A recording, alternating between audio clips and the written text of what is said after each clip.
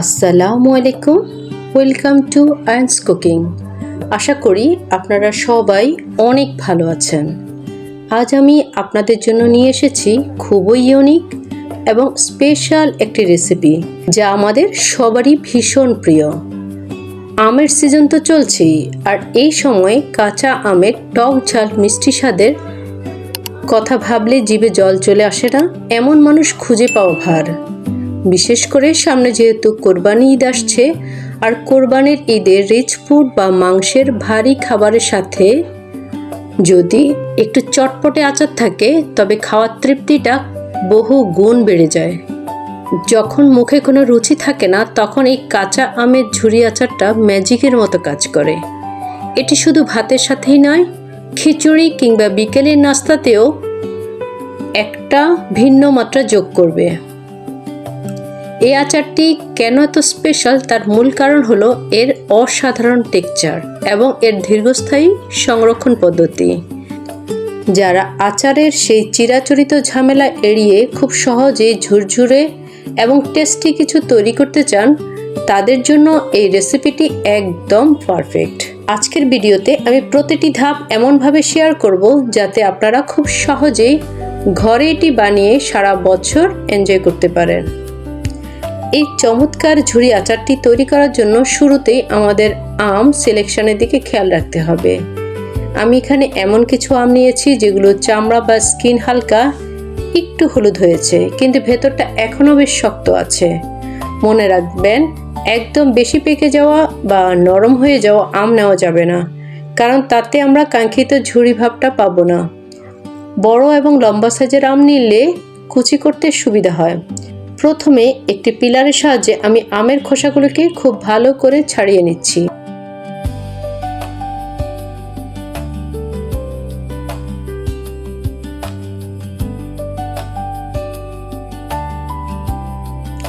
এরপর ছুরি দিয়ে আমের গায়ে লম্বালম্বিভাবে কয়েকটা দাগ বা কাট দিয়ে দিব। এতে করে পিলারের সাহায্যে খুব সহজেই কুচি কুচি করে নেওয়া যাবে। আপনারা চাইলে গ্রেটারও ব্যবহার করতে পারেন, তবে খেয়াল রাখবেন যেন গ্রেটারের বড় অংশটা দিয়ে গ্রেট করা হয়।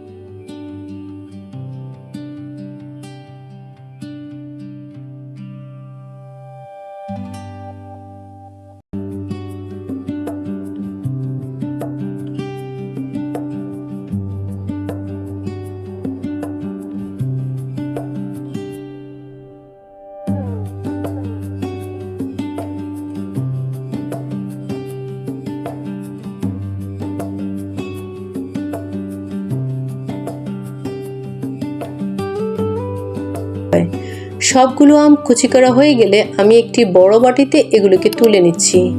এখন এতে দিয়ে দিচ্ছি 1/4 চা চামচ লবণ। লবণ দিয়ে আমগুলোকে খুব ভালো করে মেখে 10 মিনিটের জন্য রেখে দেব।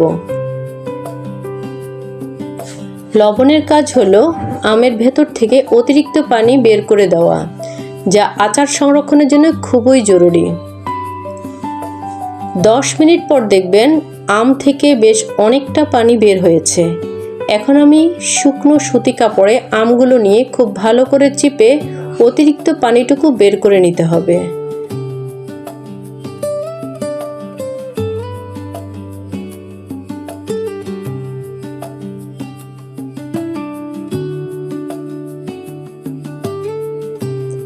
আম যত বেশি ড্রাই হবে, আচারের সেলফ লাইফ তত বাড়বে এবং এটি নষ্ট হওয়ার ভয় থাকবে না।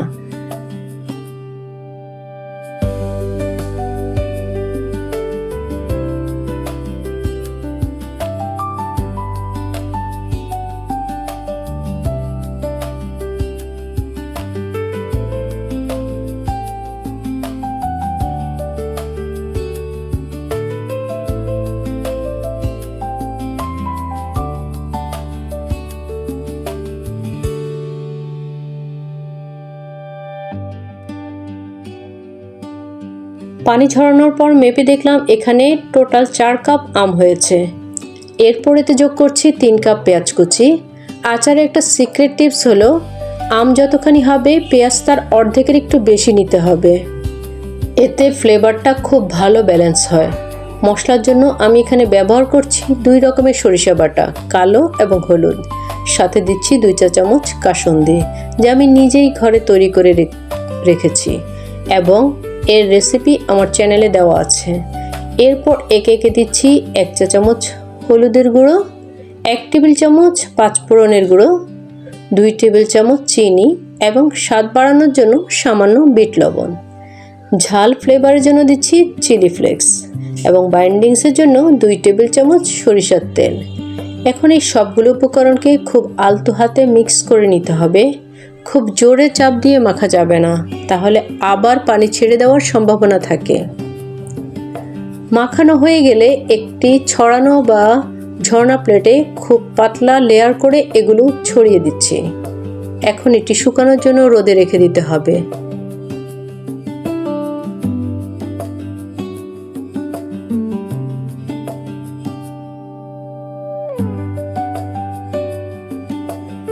তিন চার দিন কড়া রোদে শুকানোর পর আমাদের আম এবং পেঁয়াজের কুচিগুলো একদম ঝুরো ঝুরো হয়ে গেছে। তবে খেয়াল রাখবেন এগুলো যেন একদম মচমচে না হয়ে যায়, কিছুটা নমনীয়তা থাকতে হবে।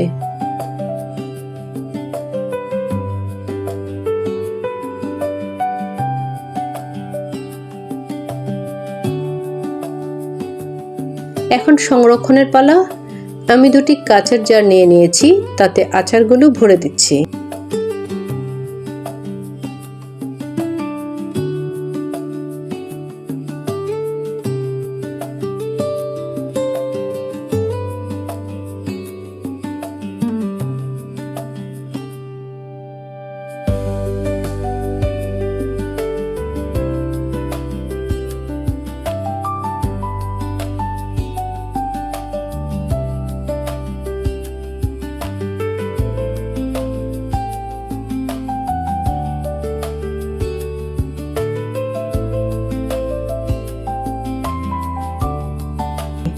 একটা জারের জন্য আমি 1 কাপ সরিষার তেল হালকা গরম বা উষ্ণ করে নিয়েছি এবং সেটি সরাসরি ঢেলে দিচ্ছি।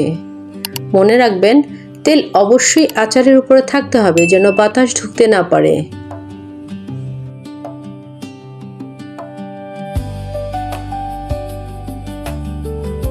দ্বিতীয় জারের জন্য আমি একটা স্পেশাল বাগার তৈরি করেছি। প্যানে সরিষার তেলের সাথে 10-15টি আস্ত রসুনের কোষ, কিছু শুকনো মরিচ কুচি, 1 চামচ মৌরি এবং 1 চামচ পাঁচফোড়ন দিয়ে হালকা গরম করে নিয়েছি।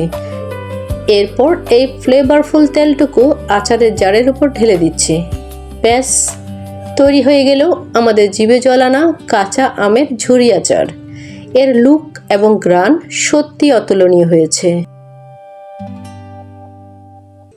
এই আচারটি আপনারা কোনো রোদে দেওয়া ঝামেলা ছাড়াই সাধারণ তাপমাত্রায় অনেক দিন রেখে খেতে পারবেন। রেসিপিটি আপনাদের কেমন লেগেছে তা অবশ্যই কমেন্টস করে জানাবেন। ভিডিওটি ভালো লাগলে একটি লাইক দিবেন এবং আপনার ফ্রেন্ডস ও ফ্যামিলির সাথে শেয়ার করতে ভুলবেন না। আপনাদের একটি লাইক এবং কমেন্ট আমাকে আরও নতুন নতুন ইউনিক রেসিপি নিয়ে আসতে উৎসাহিত করবে। আর যারা এখনও আমার চ্যানেলে নতুন বা সাবস্ক্রাইব করেননি তারা প্লিজ সাবস্ক্রাইব করে পাশে থাকা বেল আইকনটি প্রেস করে দিন, যাতে পরবর্তী সব মজাদার ভিডিওর নোটিফিকেশন সবার আগে আপনার কাছে পৌঁছে যায়। আপনারা সবাই অনেক ভালো থাকবেন, সুস্থ থাকবেন এবং আয়ান্স কুকিংয়ের সাথেই থাকবেন। আজ এই পর্যন্ত, আল্লাহ হাফেজ।